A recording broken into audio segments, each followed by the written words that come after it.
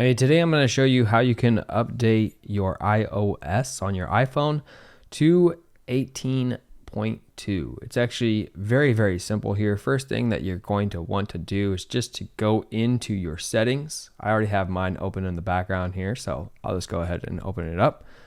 Then once we're inside our settings, you want to go to where it says General. Once we are inside General here, maybe the first thing you should do is check to make sure that you have plenty of iPhone storage here. Make sure that you have enough space in order to get the new iOS. You can go back. Then what we want to do is go to where it says Software Update. We can go ahead and select this, and we can see it right here. So we can have we can go ahead and update it right now, or we can also go ahead and update it tonight. It is probably going to want you to be connected to some type of power source, especially if your battery is too low at the moment.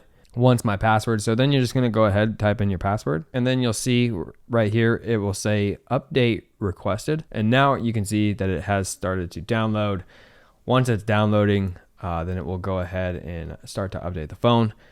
Your phone will go through like a little bit of a reset, but all of your information is going to be saved there. So just wanted to make a quick video of how you can upgrade to iOS 18.2.